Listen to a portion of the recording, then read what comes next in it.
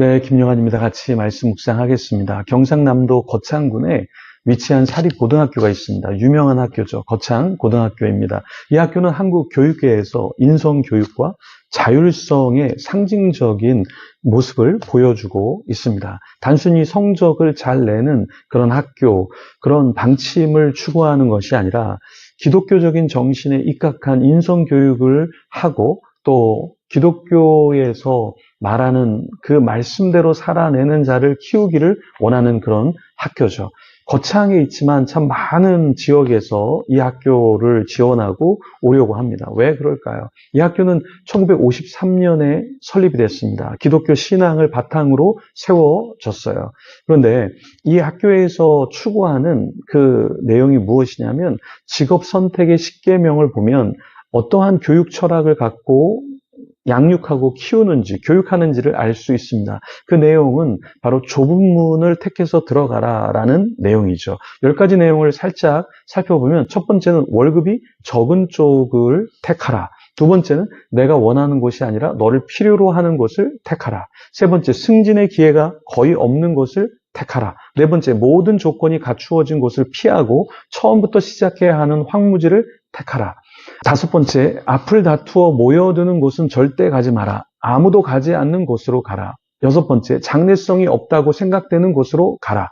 일곱 번째, 사회적 존경 같은 건 바랄 수 없는 곳으로 가라. 여덟 번째, 한가운데가 아니라 가장자리로 가라. 아홉 번째, 부모나 아내, 약혼자가 결사 반대를 하는 곳이면 틀림없다. 의심치 말고 가라. 열 번째, 왕관이 아니라 단두대가 기다리고 있는 곳으로 가라.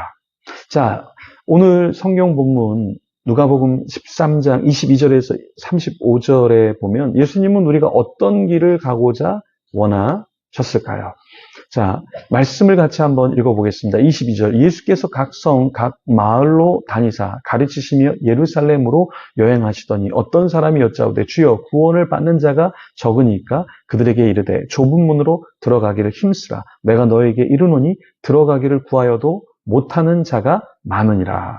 자, 여기서 오늘 주님께서 우리에게 말씀하시는 것은 무엇이냐면 너희들 좁은 문으로 들어가라 라고 이야기를 하셨어요.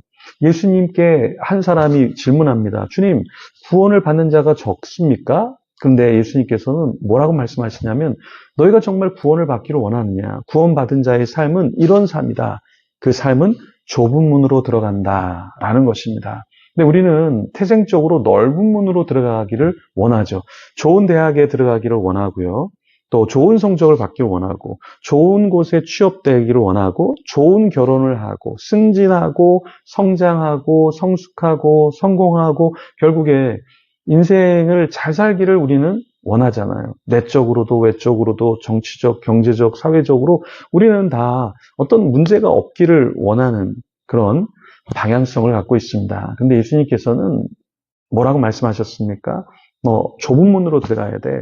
왜 우리가 좁은 문으로 들어가기를 주님께서는 원하셨을까요? 주님이 그 길을 가셨잖아요. 주님이 그 길을 가셨기 때문에 너희들도 나를 사랑하면 좁은 문으로 나를 따라서 들어와라 라고 말씀하신 겁니다. 여기 힘쓰라, 좁은 문을 들어가기 위해서 힘쓰라 말씀하셨을 때 여기 힘쓰라라는 것은 아고니제 스테라는 말인데요.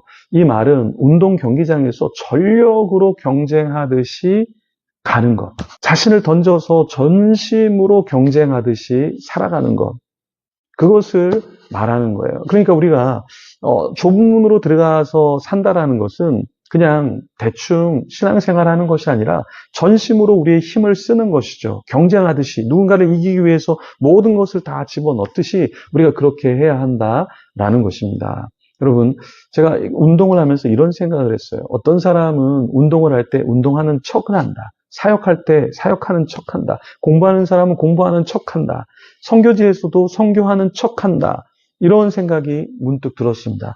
척척해갖고는 사실은 어떻습니까, 여러분? 네, 잘 뭔가 이뤄낼 수가 없어요. 그리고 사람들에게 좋게 보일 수는 있지만 사실은 거기에서 어떠한 영향력을 주거나 정말 성숙하기는 쉽지 않죠. 자기 자신도 성숙할 수 없고 곁에 있는 사람들도 성숙할 수 없습니다. 그러니까 우리가 어떻게 해야 열매를 맺는가? 그 열매를 맺기 위해서는 모든 것을 다 쥐어짜야 하는 것이죠. 그렇지 않고 열매가 맺힌다. 그럴 수는 없습니다. 여러분, 우리가 어떻게 예배를 드려야 될까요? 우리의 모든 것을 다 넣어서 예배를 드려야 하겠죠. 우리가 어떻게 섬겨야겠습니까? 우리가 갖고 있는 모든 것을 다 갖고 섬겨야 하겠죠. 그럴 때 열매가 있습니다. 제가 교사 혼신 예배를 이렇게 가거나 집회를 가면 때로 이런 이야기를 합니다. 우리가 좀 일찍 와야 됩니다. 그래서 일찍 와서 조금 기도도 하고 또 누군가 올 때 환대를 해야 됩니다. 이런 이야기를 좀 합니다. 근데 사람들이요, 참 일찍 오기가 쉽지 않아요. 10분 전에 오기, 20분 전에 오기, 30분 전에 오기가 쉽지 않아요. 그냥 시간에 맞춰서 와도 사실 감사할 때가 너무나 많이 있습니다. 그런데 어떤 섬김을 할 때 우리는 그냥 대충 하는 것이 아니라 힘을 써서 뭔가를 해야 한다라는 것이죠. 그럴 때 열매가 있습니다. 이 종교 지도자들은 정말 자신의 모든 것을 다 갈아서 피를 흘리면서까지 섬기지는 않았습니다. 그런데 주님께서는 모든 것을 다 내어주셨죠. 31절에 보면 그때 어떤 바리새인들이 나와서 이르되 나가서 여기를 떠나소서 헤롯이 당신을 죽이고자 하나이다. 그런데 예수님께서는 뭐라고 하셨습니까? 내가 그것 때문에 두려워서 예루살렘을 내가 머물고 또 나의 일을 하지 못한다는 것은 말도 안 된다. 이렇게 이야기하셨죠. 사실 예수님은 예루살렘이 선지자들을 죽였던 것을 알고 계셨습니다. 그래서 34절에 예루살렘아 예루살렘아 선지자들을 죽이고 내게 파송된 자들을 돌로 치는 자여 이렇게 말씀하셨듯이 이미 예루살렘과 유대 사람들이 자신을 죽이려고 하고 핍박하려고 하는 것을 예수님께서는 아셨습니다. 그런데 예수님은 그 길을 마다하지 않고 좁은 문으로 들어가려고 하셨죠. 그 좁은 문은 죽으러 가는 문입니다. 저와 여러분이 함께 죽어져 가기를 소망합니다. 기도하겠습니다. 주님 감사합니다. 살려고 하는 자가 아니라 죽는 자, 죽어지는 자, 죽는 길을 택하는 자가 되게 하여 주시옵소서. 또 주님 그렇습니다. 넓은 문이 아니라 좁은 문으로 들어가는 제가 되게 하시고 함께 예배하는 자들이 되게 하여 주시옵소서. 우리는 연약합니다. 우리는 이 땅에 참 많은 시선을 빼앗기며 삽니다. 그러나 주님이 가셨던 그 길을 우리도 가게 하시고 그 길을 통하여서 주님이 가셨던 그 자취를 남기게 하여 주시옵소서. 주님 힘듭니다. 어렵습니다. 상황이 예전 같지 않습니다. 건강이 예전 같지 않습니다.